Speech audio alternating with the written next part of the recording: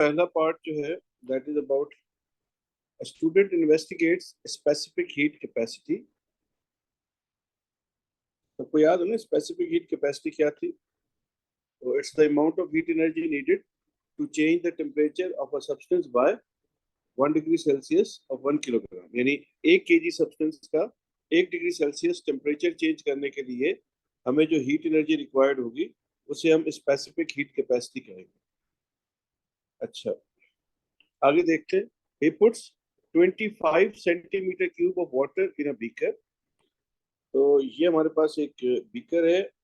इस बीकर में इसने 25 सेंटीमीटर क्यूब का वाटर ऐड किया। The thermometer in figure 1.1 shows the temperature θ1 of the water। तो इस बीकर में जो वाटर है उसका टेम्परेचर θ1 है और इसको रिकॉर्ड करना है, आपने रीड करना है। तो प्लीज इसे रीड करें और मुझे बताएं ये कितना टेम्परेचर है।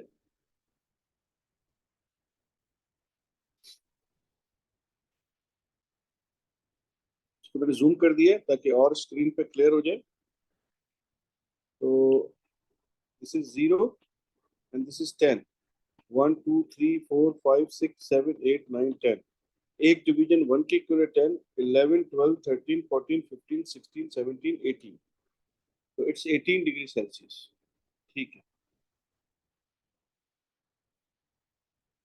सही है बेटा, 18 डिग्री है।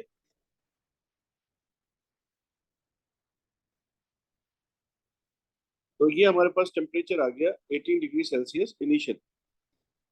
The teacher has placed some 50 gram masses in boiling water. Each mass has been tied to a length of string. Okay, the student takes the beaker of the water to where the masses are in boiling water. The student takes the beaker of water. This is important. The student takes the beaker of water to where the masses are in boiling water. He uses the string to remove one mass from the boiling water and places it carefully into the beaker। तो इसने जो beaker था जिसमें ये पानी रखा हुआ था, तो यहाँ से ये जो एक मास है इसको यहाँ से निकालकर इसने इसको यहाँ पर ऐड कर दिया। ठीक है, he then returns to his workstation and replaces the thermometer in the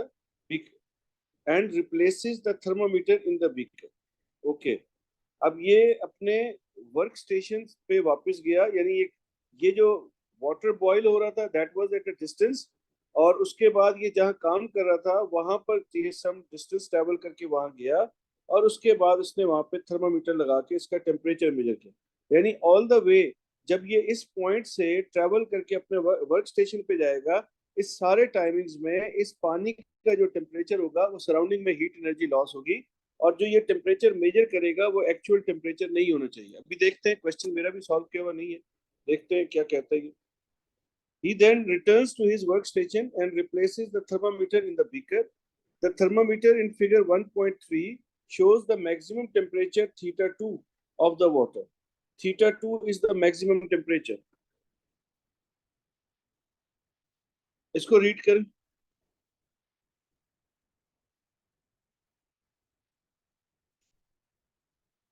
twenty six. ठीक है बेटा,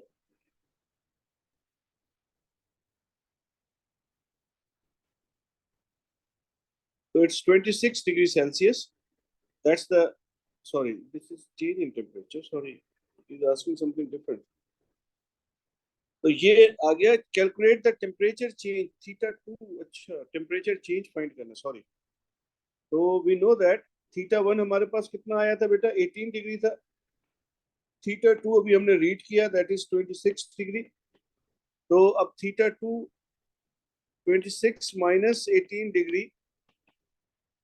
ये प्लीज बताएं। 8 डिग्री बता रहे हैं, तो दिस इज 8 डिग्री सेल्सियस। ये हमें आंसर बताया जा रहा है। ठीक है बेटा, ठीक है। अभी तक तो कोई ऐसा काम नहीं था, अब थोड़ा सा फिजिक्स की इन्वॉल्वमेंट आ गई है। Describe how to ensure that theta two measured as accurately as possible. जो थीटा टू इसने मेजर किया, ये वाला, जब ये वर्क स्टेशन पे वापस गया और यहाँ पर इसने दोबारा से थर्मामीटर को इंसर्ट किया, तो उस वक्त इसने जो टेम्परेचर रीड किया वो एज एक्यूरेटली एज पॉसिबल जो है वो कैसे हो सकता है। अच्छा, इसमें मैं आपको, जैसे पैरेलैक्स एरर होती है ना, ऐसे ही यहाँ पर भी दो तीन चीजें बीकर की बड़ी इंपॉर्टेंट हैं, वो आपको याद रखने की जरूरत है। एक तो ये है कि बीकर इस्तेमाल कर रहे हैं, तो सबसे पहला तो ये होता है कि जो थर्मामीटर है, ठीक है, थर्मामीटर जो आपका है वो क्या करे, वो आपके पास जो है बीकर की बेस जो है या बीकर को टच ना करे। Thermometer is not touching the beaker, या वट एवर बेहतर अंग्रेजी में लिखते हैं, ठीक है। तो थर्मामीटर जो है बीकर को टच ना करे। एक तो बेटा ये हमेशा, जब भी थर्मामीटर से टेम्परेचर मेजर कर रहे हैं आप बीकर के अंदर, तो उसमें पहला सेफ्टी प्रिकॉशन तो यही होगा कि आप ये इंश्योर करें कि थर्मामीटर कहीं बीकर को टच तो नहीं कर रहा। दूसरे नंबर पे ये होता है कि आपने क्या करना है बेटा, आपने ये करना है कि thermometer scale should be at eye level, ठीक है। जब आप उसको रीड करें तो उसको आई लेवल पे रीड करें, या इसको आप ये भी कह सकते हैं कि avoid parallax error while reading the thermometer, या यूं कर लेते हैं, keep the line of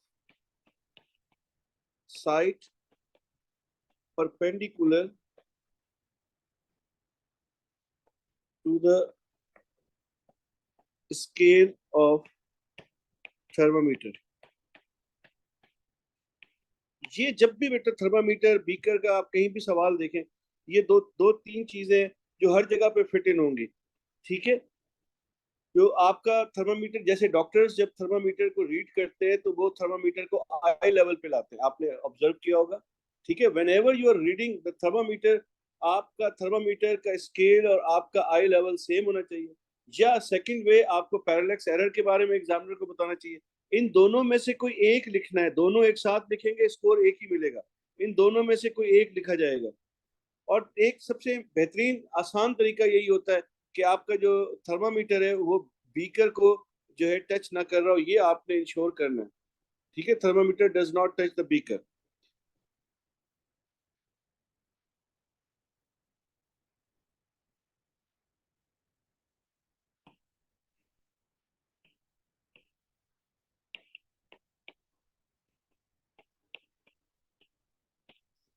I hope इसमें कोई प्रॉब्लम नहीं है। अगर किसी के जहन में कोई प्रॉब्लम है तो प्लीज। नहीं बेटा, इसमें इंसुलेटिंग मटेरियल का कोई किरदार नहीं है, कि दिस क्वेश्चन में उसने कहीं भी इंसुलेटिंग मटेरियल की बात नहीं की, तो इसलिए हम जो है इसको इंसुलेटिंग मटेरियल्स के रेफरेंस से बात नहीं करेंगे, ठीक है। तो बिल्कुल सही है, thermometer should be a little bit above the liquid level. नहीं बेटा, आपने तो लिक्विड का टेम्परेचर मेजर करना है।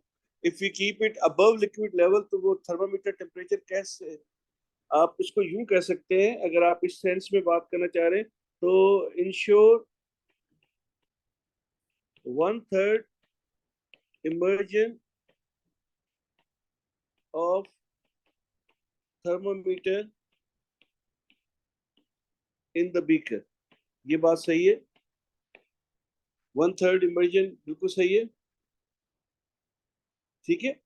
पैरेलैक्स एरर से एक्यूरेसी कैसे आएगी? पैरेलैक्स एरर से बेटा एक्यूरेसी ऐसे आएगी कि आप रीडिंग राइट करेक्टली रीड कर रहे होंगे, आपके पास जो टेम्परेचर है आप उसको रीड ही गलत करेंगे तो फिर आप कैसे, ठीक है।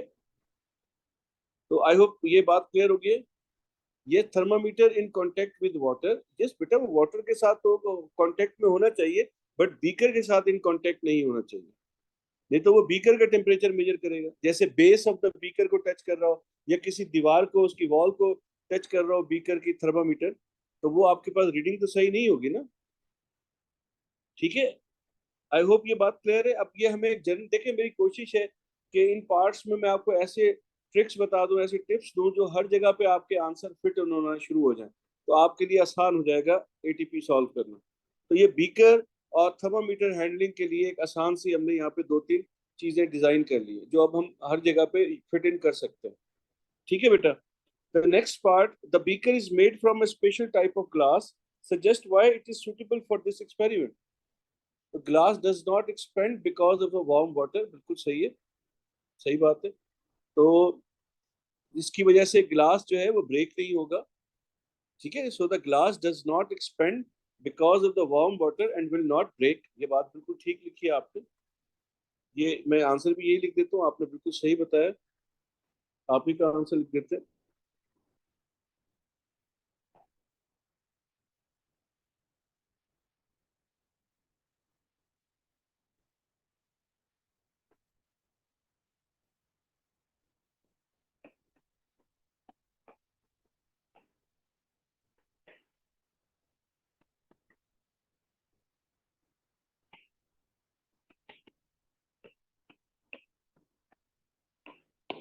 अच्छा, ये तो कि एक आंसर जो इसका एक्चुअल में आंसर होना चाहिए वो ये है कि जो जितने भी बेटा आप ग्लास वेयर यूज करते हैं ना, हमारे किचन के अंदर हम यूज करते हैं, आपने देखा होगा ना ग्लास के बने हुए हमारे पास ट्रे होती हैं इस तरह की, और प्लेट्स वगैरह।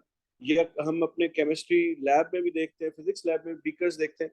वो जो है वो हम उसमें वार्म वाटर कैरी कर रहे होते हैं, तो वो बेसिकली एक टिपिकल टाइप होती है मटेरियल की। और उसके लिए आप जो वर्ड यूज करते हैं वो ये होता है कि आप हीट रेजिस्टेंट मटेरियल यूज करते हैं। तो these are made up of heat resistant material, that's why ये ब्रेक नहीं होते। तो दोनों ही एक्सेप्टेबल है बेटा, दोनों में से कोई भी लिख सकते हैं। तो नाउ अगेन योर पार्ट, अब आप लोगों ने कैलकुलेशन करनी है। So the examiner says calculate specific heat capacity Cm of 50 gram mass using the equation 4.2 theta 2 minus theta 1, 2 into 100 minus theta 2. Okay. Theta 2 minus theta 1 कहीं किया था, ये रहा, that is 8. Okay. तो पहले इसको रख लेता हूँ मैं, 4.2 into 8 divided by 2 into 100 minus theta 2 भी कहीं हमने रीड किया था कहीं पे, ये रहा 26. Okay, this is 26। प्लीज अब मुझे आंसर बताइए। 0.23। ओके,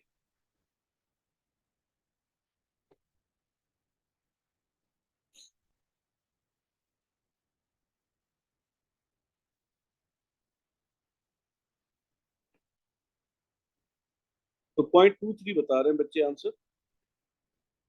तो आई होप ये आंसर सही है।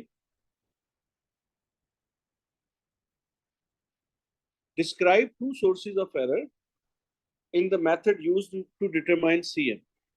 जब इसने इस स्पेसिफिक हीट कैपेसिटी को मेजर किया, तो उसमें two source of error in this method आपको डिफाइन करनी है। तो प्लीज अब आप लोग बताएंगे, दो सोर्स ऑफ एरर्स बताएं, सजेस्ट करें मुझे।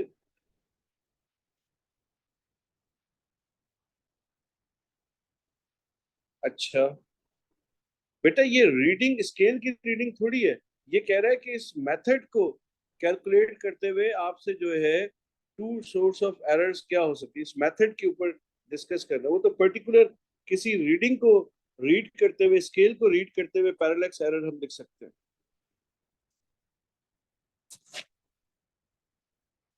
सबसे कॉमन जो सबसे ज्यादा बच्चे आंसर करते हैं वो मैं आपको बताता हूँ। तो वो सबसे ज्यादा होती है कि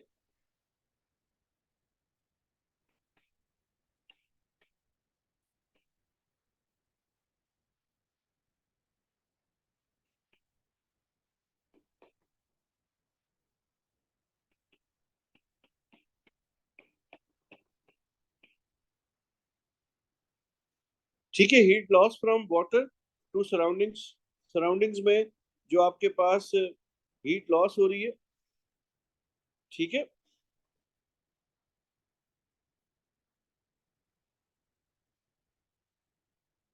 heat loss from mass during the transfer, heat loss from mass during the transfer. एक मिनट मुझे सोचने दें। तो जब इसको स्ट्रिंग से पुल करेंगे तो ये यहाँ पे बाहर निकलेगा। हाँ सही है, बिल्कुल सही सोचा है बेटा आपने। जब आपने इस स्ट्रिंग को पुल करना है, ये मास बाहर निकलेगा, तो इस मास से भी तो हीट एनर्जी लॉस होगी टू द सराउंडिंग। ठीक है, तो हाँ वेरी गुड बेटा, शाबाश, अच्छा सही सोचा आपने। तो हम कह सकते हैं कि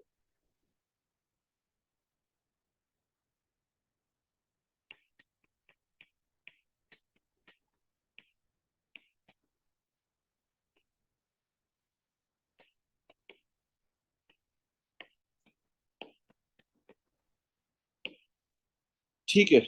अच्छा एक और जनरल बात बताता हूँ जो तकरीबन हर जगह पे फिट हो। एक तो पहली ये थी ना, हीट लॉस फ्रॉम वाटर या जो भी चीज ऑब्जेक्ट होगा सराउंडिंग में हीट एनर्जी का लॉस जरूर होता है बेटा। ये तो हर दफा हीट पे जब भी आप कोई चीज कैलकुलेशन कर रहे हैं, कोई भी मेथड पे आप कमेंट कर रहे हैं, तो heat loss to the surrounding जो है वो आपने कंसीडर ही नहीं किया इस इक्वेशन में। कहीं heat loss to the surrounding आ रहा है? कहीं भी नहीं है, इसलिए वो आपने अपनी कैलकुलेशन में शामिल ही नहीं किया।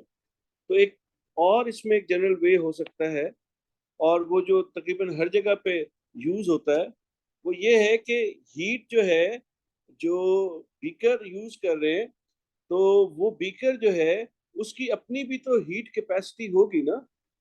जो देखें, ये एक्सपेरिमेंट परफॉर्म कर रहे हैं, तो इस एक्सपेरिमेंट में ये बीकर भी हीट एनर्जी को एब्जॉर्ब कर रहा है, इसकी भी हीट कैपेसिटी है। ये जो स्ट्रिंग इसके अंदर है उसकी भी हीट कैपेसिटी होनी चाहिए, जो कि इस कैलकुलेशन में आपने शामिल नहीं की। यहाँ पर आपने स्ट्रेट अवे जो इक्वेशन है इसमें आपने यहाँ पर पानी की स्पेसिफिक हीट कैपेसिटी और इस फॉर्मूले में कहीं पर भी आपने बीकर की हीट कैपेसिटी का जिक्र नहीं किया, ना ही स्ट्रिंग की हीट कैपेसिटी का जिक्र किया। तो अमूमन एक जनरल जो आंसर बनता है यहाँ पे, वो एक सराउंडिंग का हीट एनर्जी का लॉस है। दूसरा ये है कि heat capacity of beaker is not considered. ठीक है, ये आपने उसको कंसीडर नहीं किया अपनी कैलकुलेशन में। तो मेरा ख्याल है कि ये तीन बहुत है। एक जनरल सा मैंने आपको आइडिया दे दिया। सेकंड वाले में ये था बेटा कि जब ये यहाँ से इस इस स्ट्रिंग को पुल करेंगे तो ये मास बाहर निकलेगा ना बेटा। तो ये मास जब बाहर आएगा तो from this speaker to this speaker ये जब ट्रांसफर होगा, तो यू नो दैट के मैस का जो टेम्परेचर है, अगर ये फर्ज करते हैं मैस का टेम्परेचर 100 डिग्री सेल्सियस है और रूम टेम्परेचर 20 डिग्री सेल्सियस है, तो इस ट्रांसफर के बीच में मैस में से हीट एनर्जी क्या होगी बेटा? सराउंडिंग की तरफ जाएगी ना। Heat flows from higher temperature to lower temperature. तो मैस का टेम्परेचर 100 है और सराउंडिंग अगर 20 है, तो इस ट्रांसफर के बीच में heat energy from the mass to the surrounding जरूर फ्लो करेगी। अब समझ में आई बेटा? ठीक है, तो ये हमारे पास दो पॉइंट्स हो गए। अब वे ऑफ इम्प्रूवमेंट को सजेस्ट करते हैं। अब वे ऑफ इम्प्रूवमेंट में क्या होना चाहिए, सजेस्ट करें भाई।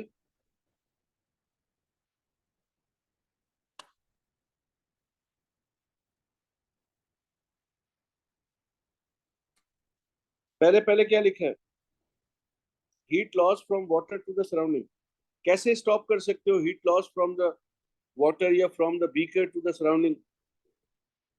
कैसे वो कर सकते हो, सजेस्ट करते हो, करो, कैसे करोगे? यस, इंसुलेशन, वेरी गुड, शाबाश। तो सबसे पहला तो आपने ये कहा कि आपने जो है ना इसको इंसुलेट करना है, तो आपने कहा इंसुलेट द बीकर या wrap the insulation around the beaker, जो भी आप करें।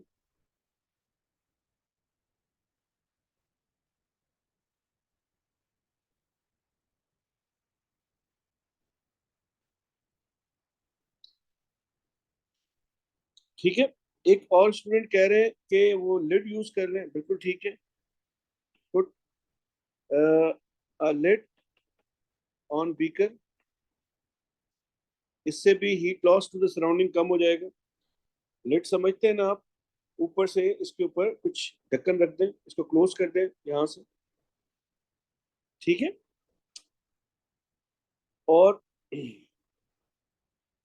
ये यहां पर हमने कहा था ना, heat capacity of beaker is not considered, तो हम तीसरा वे ये भी तो कह सकते हैं कि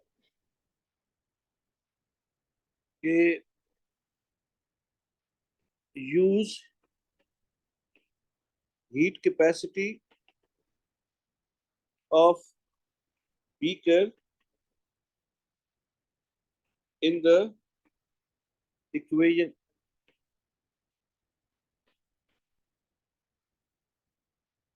कोई suggestion? Yes, cover the beaker, transfer mass quickly. Transfer mass quickly से करीब